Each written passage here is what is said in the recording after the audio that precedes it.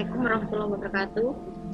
Kali ini kita akan membahas terkait materi proses pembelajaran dan strategi pembelajaran SDM.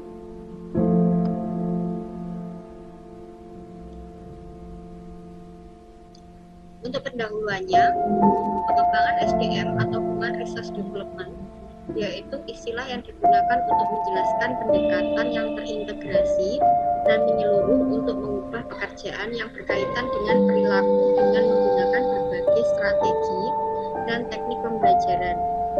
Pengembangan SDM sendiri tidak terpisahkan dengan suatu proses pembelajaran SDM secara terus-menerus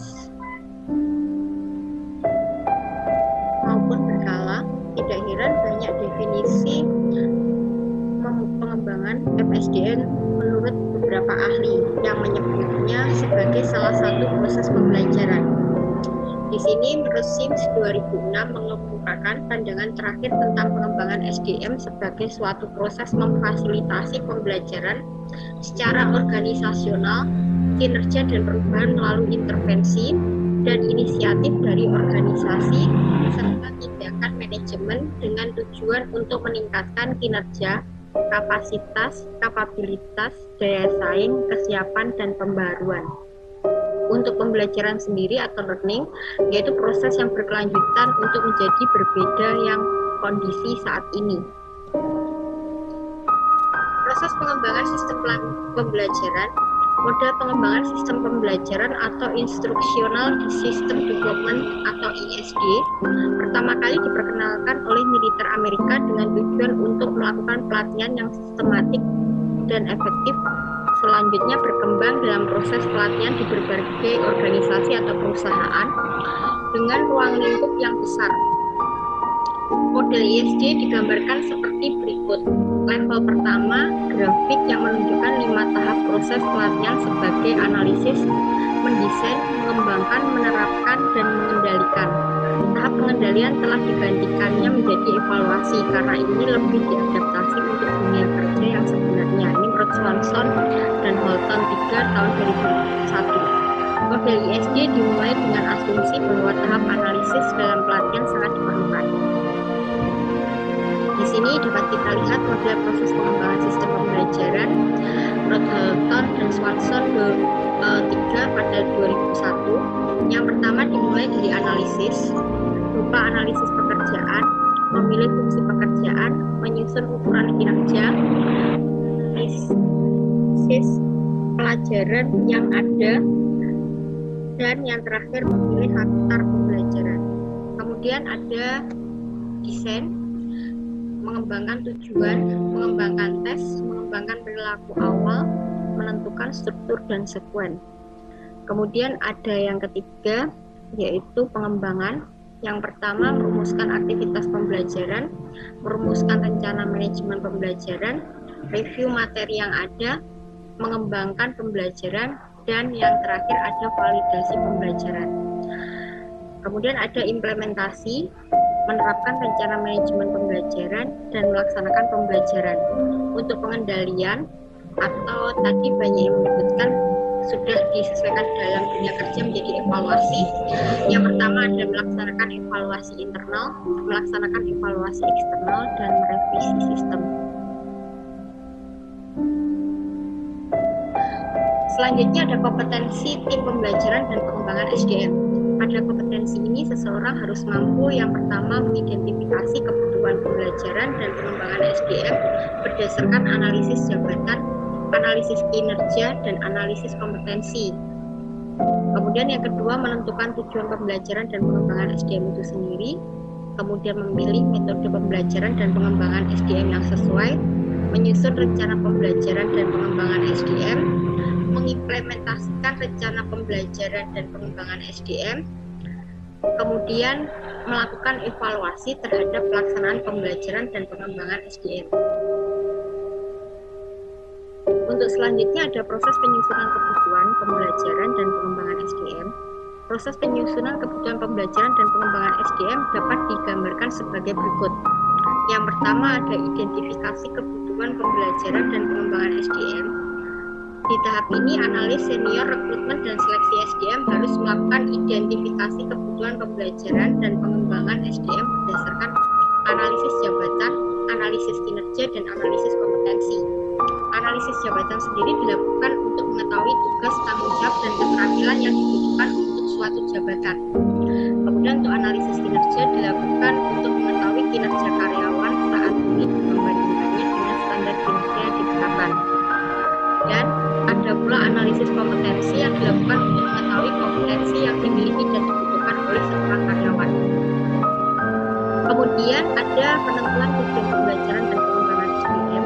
Di sini setelah kebutuhan pembelajaran dan pengembangan SDM teridentifikasi, analis mulai melakukan proses rekrutmen dan seleksi SDM, yang mana harus menentukan tujuan pembelajaran dan pengembangan SDM sendiri. Tujuan pembelajaran dan pengembangan SDM harus spesifik, terukur, dapat dicapai, relevan, dan berorientasi pada waktu. Kemudian ada pula pemilihan metode pembelajaran dan pengembangan SDM. Metode pembelajaran dan pengembangan SDM yang dipilih harus sesuai dengan tujuan pembelajaran dan pengembangan SDM. Ada berbagai metode pembelajaran dan pengembangan SDM yang dapat dipilih seperti pelatihan, seminar, workshop, magang, dan mentoring. Selanjutnya ada penyusunan rencana pembelajaran dan pengembangan SDM. Rencana pembelajaran dan pengembangan SDM harus disusun secara detail dan sistematis. Rencana ini harus mencakup komponen-komponen berikut. Yang pertama ada tujuan pembelajaran dan pengembangan SDM, metode pembelajaran dan pengembangan SDM, peserta pembelajaran dan pengembangan SDM, kemudian waktu dan tempat pembelajaran dan pengembangan SDM, kemudian ada pula anggaran pembelajaran dan pengembangan SDM. Kemudian yang kelima, ada implementasi rencana pembelajaran dan pengembangan SDM. Rencana pembelajaran dan pengembangan SDM harus diimplementasikan secara efektif dan efisien. Keenam, ada evaluasi terhadap pelaksanaan pembelajaran dan pengembangan SDM. Di sini evaluasi terhadap pelaksanaan pembelajaran dan pengembangan SDM dilakukan untuk mengetahui apakah tujuan pembelajaran dan pengembangan SDM sudah tercapai atau sesuai dengan target. Evaluasi dapat dilakukan dengan berbagai metode seperti kuesioner atau angket, wawancara, dan observasi. Kemudian ada manfaat penyusunan kebutuhan pembelajaran dan pengembangan SDM. Penyusunan kebutuhan pembelajaran dan pengembangan SDM memiliki beberapa manfaat, antara lain yang pertama meningkatkan kinerja karyawan, meningkatkan kompetensi karyawan, meningkatkan kepuasan kerja karyawan, meningkatkan produktivitas kerja, meningkatkan daya saing organisasi.